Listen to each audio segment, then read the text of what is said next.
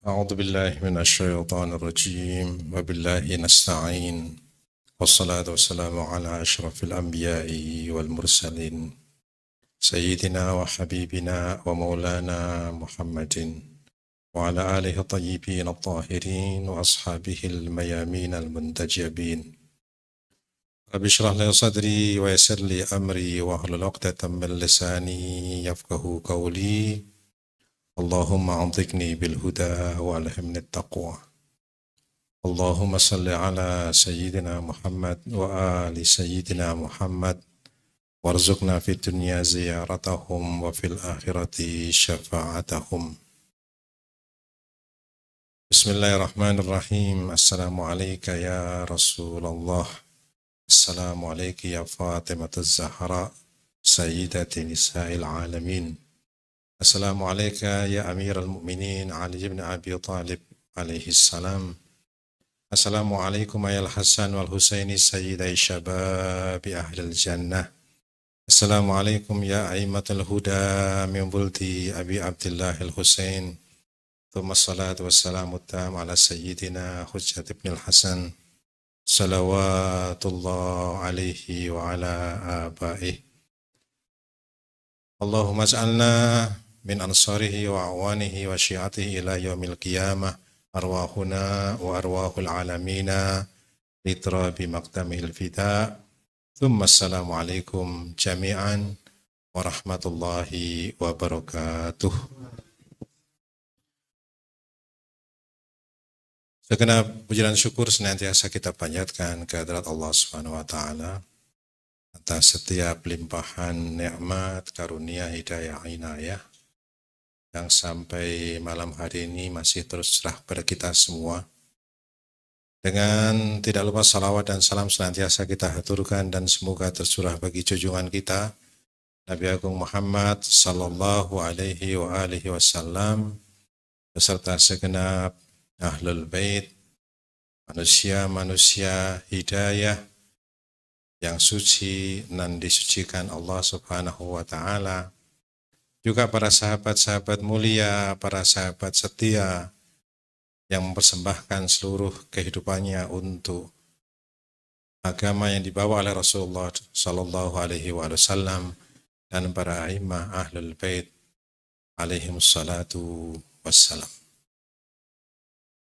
Bapak dan Ibu yang dirahmati Allah Subhanahu wa taala, mudah-mudahan sampai malam hari ini Allah Subhanahu wa taala berkenan menerima setiap manasik Ramadan kita.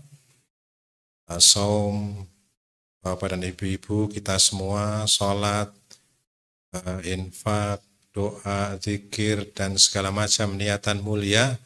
Semoga Allah Subhanahu wa taala berkenan melimpahkan keberkahan pada bulan yang penuh berkah ini. Semoga yang sakit disembuhkan oleh Allah Subhanahu wa taala, yang kekurangan dicukupkan oleh Allah Subhanahu wa taala, yang lupa diingatkan oleh Allah Subhanahu wa taala. Dan mudah-mudahan Bapak Ibu yang malam hari ini hadir di tempat ini ataupun yang berhalangan hadir atau belum hadir saat ini, semoga Allah Subhanahu wa taala selalu melimpahkan himmah dan gairah untuk selalu berkhidmat bagi agama Allah Subhanahu wa taala. Bapak dan Ibu yang dirahmati Allah Subhanahu wa taala, Lailatul Qadar, satu malam, Lailah artinya satu malam. Tapi karena ada 3 riwayat, maka kita tidak ingin kehilangan kesempatan untuk mendapatkan malam itu. Meskipun nanti ada riwayat dari para a'immah bahwa 3-3-nya itu penting. Malam hari ini panjenengan kita semua akan belajar bahwa meskipun malam Lailatul Qadar itu cuma satu malam, ternyata 3 malam ganjil, yaitu malam 19, malam ke-21, dan malam yang ke-23 itu panjenengan jangan lewatkan. Karena ternyata nanti kita akan membicarakan satu hadis bahwa itu semua sebenarnya step Step pertama, step kedua, step ketiga. Langkah pertama, langkah kedua, langkah ketiga. Jadi bukan hanya sekedar kita tidak tahu salah satunya sehingga kita ambil semua tiga-tiganya, tapi kita nanti akan melihat lebih dalam lagi mengenai hal itu. Rasulullah Shallallahu Alaihi Wasallam bersabda dalam sebuah hadis yang beberapa waktu yang lalu pernah kita jadikan kajian kita. Rasulullah Shallallahu Alaihi Wasallam bersabda, "Ala innal mu'min ya'mal baina makhafatain." Ketahuilah bahwasanya seorang mukmin itu beramal di antara dua kekhawatiran. Jadi mukmin beramal, mukmin hidup, mukmin berpikir itu di antara dua kekhawatiran. Selalu harus seperti itu. Apa itu? Baina ajalin qad madha la yadri mallahu sani'un fih. Kekhawatiran pertama sehubungan dengan waktu yang telah dilalui, perbuatan yang telah dilakukan, segala perkataan yang pernah diucapkan yang ia tidak tahu apa yang Allah lakukan terhadap itu semua. Jadi apakah yang kita lakukan itu sebuah dosa, menghasilkan murka atau menghasilkan pahala. Jadi seorang mukmin selalu dikhawatirkan oleh masa lalu juga. Jangan-jangan apa yang saya lakukan kemarin itu tidak sah, misalkan kalau kita berbicara pada ranah fikih. Jangan-jangan tidak sah. Jangan-jangan saya ini banyak dosanya. Jangan-jangan kekhawatiran tentang maqad madha, apa yang telah lalu, itu salah satu sisi dari kehidupan seorang mukmin. Itu sisi yang pertama. Wa baina ajalin qad baqiya la yadri mallahu qadhin fi. Kekhawatiran yang kedua adalah kekhawatiran masa depan, yang mana kita tidak tahu Allah akan memperlakukan kita seperti apa.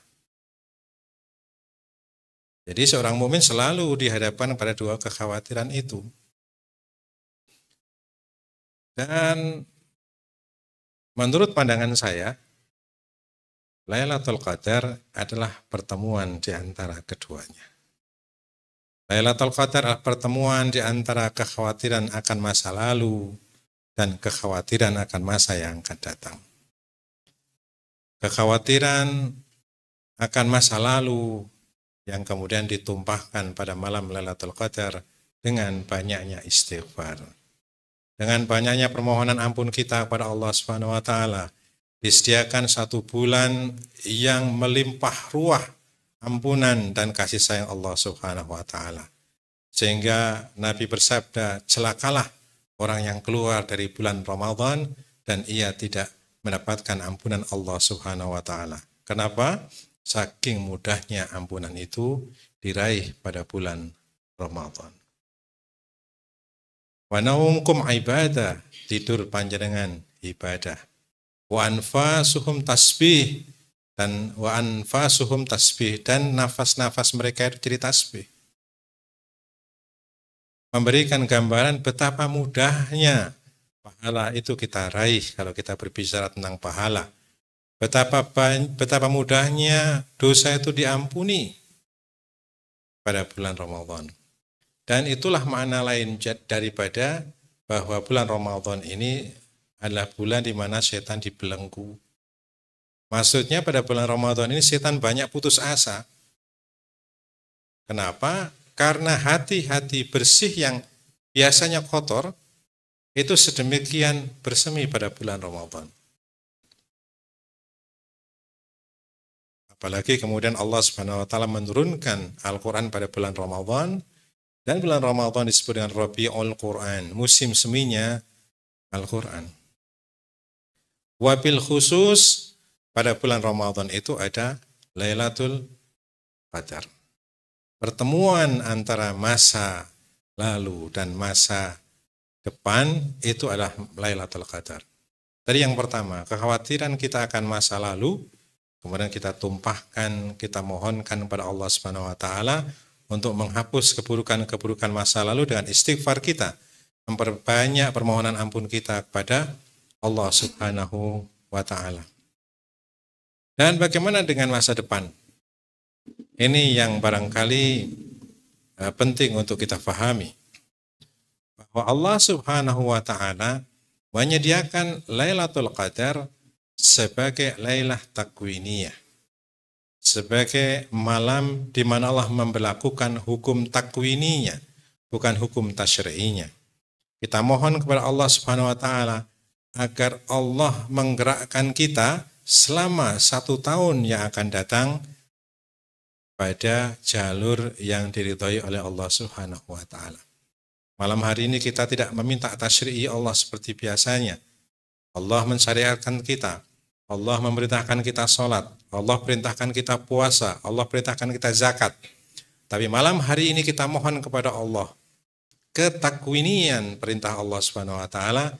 Kita tidak meminta kita tidak hanya melaksanakan perintah Allah, tapi kita ingin digerakkan oleh Allah Subhanahu wa taala selama 1 tahun yang akan datang dengan arah yang diridhai oleh Allah Subhanahu wa taala. Wa fihi amrun hakim wa fihi amrun hatmi.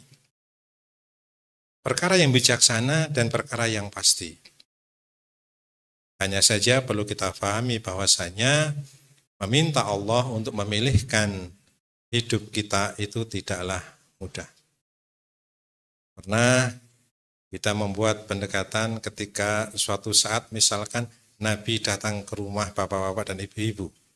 Kemudian Nabi bertanya, "Maukah kamu aku tunjukkan cara hidup yang diridhoi oleh Allah dan Rasul-Nya?"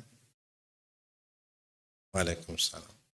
Maukah aku tunjukkan, maukah aku pilihkan untukmu hidup terbaik menurut Allah dan Rasul-Nya? Pasti kita semua akan mengatakan mau. Permasalahannya kita belum tahu bahwa hidup yang baik pilihan Allah dan Rasul-Nya itu seperti apa. Barangkali pilihan hidup kita seperti Nabi Ayub alaihi salatu wassalam. Yang miskin, sakit-sakitan, penuh dengan bala. Atau juga bisa seperti Nabi Sulaiman. Kembalinya adalah kepada kerangka besar Ramadan kita, yaitu husnudzon kepada Allah Subhanahu wa taala. Ketika kita sehat, ketika kita sakit, ketika kita berkecukupan, ketika kita berkekurangan, kita selalu memuji Allah Subhanahu wa taala. Allahumma alhimni an ashkuraka ala balaik kama ashkuruka ala ni'matik. Ya Allah, ajarkan kepadaku untuk bisa bersyukur kepadamu atas balakmu, persis seperti bersyukurnya aku atas nikmatmu. Itu kita mohon malam hari ini, itu dengan konsekuensi yang panjenengan harus siap. Ya Allah, gerakkan diriku pada kehidupan yang Kau pilihkan untukku pada malam penentuan nasibku selama 1 tahun yang akan datang. Ini sebagai bentuk atau solusi bagi kekhawatiran akan masa yang akan datang. Makanya saya melihat Lailatul Qadar itu adalah malam pertemuan antara masa lalu dan masa depan kita. Disinilah ditentukan diampunkannya dosa kita pada masa lalu atau ditentukan perjalanan kita selama 1 tahun pada masa yang akan datang. Innal mu'min ya'mal bainal makhafatain. Sesungguhnya mukmin itu beramal, berbuat, hidup di antara 2 kekhawatiran itu. Jadi marilah kita manfaatkan kesempatan yang dianugerahkan oleh Allah Subhanahu wa taala ini, yang kita tidak tahu apakah Ramadan tahun ini masih berlanjut dengan Ramadan-Ramadan yang lain, kita selalu berdoa kepada Allah. Mudah-mudahan masih disisakan umur untuk kita bertemu dengan Ramadan-Ramadan yang lain. Namun kalaupun Allah Subhanahu wa taala menghendaki Ramadan tahun ini adalah Ramadan yang terakhir bagi kita mohon kepada Allah. Semoga Ramadan tahun ini menjadi Ramadan yang terbaik sepanjang kehidupan kita, menghapuskan dosa-dosa kita dan memberikan cahaya bagi kehidupan kita pada masa yang akan datang. Ramadan, apalagi Lailatul Qadar, adalah malam tanazzalul malaikah. Para malaikat turun. Apakah malaikat tidak pernah turun selain Lailatul Qadar? Turun, tapi khusus pada malam Lailatul Qadar, salamun hiya hatta matla'il fajr. Kita mengharapkan keselamatan dari Allah Subhanahu wa taala hingga terbit fajar, hingga masa depan kita. Bapak dan Ibu yang dirahmati Allah Subhanahu wa taala, sebagai bentuk tabaruk saya akan sampaikan beberapa riwayat, beberapa hadis mengenai Lailatul Qadar atau beberapa pengertian lah mengenai Lailatul Qadar. Lailatul Qadar adalah malam yang merupakan anugerah Allah Subhanahu wa taala kepada kita, manusia. Diberikan hak khusus bagi kita untuk memohon berbagai macam permohonan, terutama permohonan akan pengampunan Allah Subhanahu wa taala atas dosa-dosa kita. Dosa dan juga residu daripada dosa-dosa kita. Sesuatu yang tersisa dari dosa-dosa kita. Karena kita meyakini bahwa ada dosa dan ada akibat dosa. Dosa, kita bisa menghapus dosa itu dengan istighfar. Tapi akibat yang ditimbulkan oleh dosa, terkadang harus kita bersihkan pula dengan banyak-banyak beristighfar kepada Allah Subhanahu wa taala dan mengganti keburukan-keburukan kita dengan nilai-nilai kebaikan. Kezaliman diganti dengan keadilan, buruk sangka diganti dengan baik sangka, dan lain sebagainya. Tahukah Bapak dan Ibu-ibu kenapa malam ini disebut malam Al-Qadar? Ada sebenarnya beberapa tafsiran tentang Al-Qadar ini. Yang pertama, Al-Qadar sendiri pada dalam bahasa Arab itu bermakna syaraf. Syaraf itu kemuliaan. Makanya orang mulia disebut dzu syarafin. Dzu syarafin adalah pemilik kemuliaan. Maka Lailatul Qadar maknanya adalah malam kemuliaan karena di dalamnya ada fadilah, ada fadail yang melimpah, keutamaan yang melimpah yang tidak akan pernah bisa kita temukan pada malam-malam yang lain. Simbolisasi dengan khairun min alfi syahrin, lebih baik daripada 1000 bulan, tidak untuk kemudian kita menghitungnya.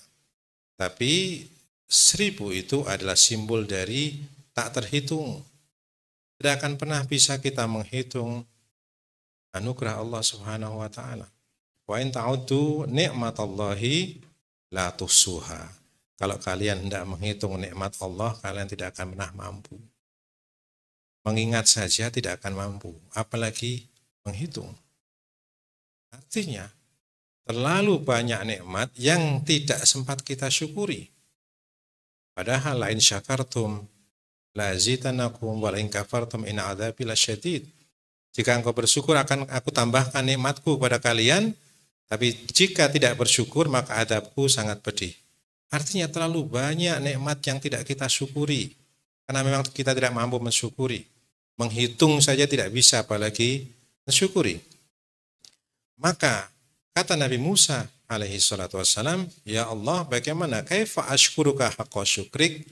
Bagaimana aku bersyukur kepadamu dengan syukur yang sebenar-benarnya syukur? Sedangkan setiap nikmat yang kusyukuri melahirkan nikmat-nikmat yang lain. Seperti multi level marketing, downline-nya itu bertambah secara otomatis. Saya dapat nikmat, disyukuri, maka akan bertambah nikmatnya. Lain syakartum, lazidanakum. Maka bagaimana ya Allah, mustahil ini saya bersyukur kepadamu atas nikmat-nikmat yang kau berikan kepadaku. Allah Subhanahu wa taala menjawab, ya Musa, al-an syakartani law alimta anna kullaha minni. Ya Musa, sekarang kau sedang bersyukur. Sekarang kau sedang bersyukur. Justru kesadaran Nabi Musa akan ketidakmampuan bersyukur kepada atas nikmat Allah Subhanahu wa taala itu adalah syukur yang sebenarnya. Justru ketika kita merasa bahwa saya sudah mampu bersyukur, itu yang tidak seharusnya. Karena kita merujuk kepada ayat tadi, wa in ta'udu nikmatallahi la tuhsuha. Kamu menghitung nikmat Allah, kamu enggak akan bisa. Artinya bersyukur itu enggak akan bisa. Dan bagaimana cara bersyukur? Menyadari ketidakbisaan kita dalam bersyukur pada Allah Subhanahu wa taala. Lau alimta anna kullaha minni. Pokoknya kamu tahu bahwa semuanya itu datang dariku, itu syukurmu yang sebenarnya. Karena sebenarnya kesempurnaan itu adalah menyadari kekurangan. Makanya disebutkan manusia tidak ada yang sempurna. Karena memang kesempurnaan yang hakiki pada makhluk, artinya selain Allah, adalah menyadari kekurangan. Ketika dia menyadari kekurangan, dia akan memperbaiki. Man arafa nafsahu, faqad arafa rabbahu. Barang siapa yang kenal dirinya, dia akan kenal Tuhannya. Kalau dia kenal dirinya lemah, dia akan kenal Tuhannya kuat. Tapi ketika dia merasa dirinya kuat, dia tidak akan menoleh kepada Tuhan. Tidak merasakan kekuatan Allah Subhanahu wa taala. Man arafa nafsahu faqad arafa rabbahu. Maka disebutkan dalam hadis bahwa tafakur satu saat itu lebih baik daripada ibadah 1 tahun tanpa tadabbur, tanpa tafakur. Karena disitulah nilai ibadah itu kesadaran akan ketidakmampuan kita dalam beribadah. Jangan pernah merasa bahwa saya sudah beribadah sekian kali, berangkat haji sekian kali. Itu bertentangan dengan hakikat wujud manusia. Wa ma khalaqtul jinna wal insa illa liya'budun. Tidak aku ciptakan jin dan manusia kecuali untuk penghambaan kepadaku. Untuk merasa bahwa dirinya itu hamba. Dan itulah sebenarnya puncak daripada syukur. Kesempurnaan adalah ketika kita menyadari kekurangan kita. Nah, yang pertama adalah tadi Lailatul Qadar, artinya malam malam keagungan, ya, syaraf, malam yang agung. Yang kedua, ada sebagian ulama yang kemudian memaknai qadar ini dengan takdir, annahu yuqaddar fiha mayakunu fitil kasanah, malam di mana ditakdirkan nasib hamba untuk tahun yang akan datang. Jabariyah. Enggak. Kita yang minta pada Allah Subhanahu wa taala. Ya Allah, arahkan aku kepada keridhaan-Mu. Itu Lailatul Qadar. Lailah, malam di mana kita mohon kepada Allah ditakdirkan. Minas su'ada, bukan minal asyqiya. Kalau nanti kita baca doa, ada yang waj'alni minas su'ada wala taj'alni minal asyqiya. Tetapkan aku sebagai golongan yang berbahagia, bukan golongan yang celaka atau binasa. Jadi betapa pentingnya Lailatul Qadar itu perjanjian kita dengan Allah Subhanahu wa ta'ala. Jadi tidak bisa kita santai-santai pada malam Lailatul Qadar sebenarnya. Justru karena kalau kata Imam Hasan Al-Mustaba alaihi salam, beliau mengatakan, ightanimul fursata fa innal fursata tamur marasahab la ta'udu abada. Ambillah kesempatan, karena kesempatan itu seperti awan yang berlalu dan tidak akan kembali. Yang akan kembali itu awan yang lain, bukan awan yang tadi itu. Kesempatan selalu terus baru, tidak ada kesempatan yang bisa kembali. Dan sekali lagi seperti saya sampaikan tadi, kita tidak tahu apakah kita masih akan bertemu Lailatul Qadar yang lain atau tidak. Kita mohon pada Allah, apapun kehendaknya, semoga kita diperjalankan oleh Allah Subhanahu wa taala di dunia ini, paling tidak untuk jangka waktu setahun yang akan datang, pada kebaikan. Dan kita buktikan insya Allah, kita mohon kepada Allah dan kita buktikan mudah-mudahan tahun ke depan menjadi tahun yang lebih baik bagi kita dalam hal penghambaan, hablum minallah ataupun berinteraksi dengan masyarakat kita hablum minanas. Itu yang kedua, bahwa annahu yuqaddar fiha ma yakunu fi tilkal sanah.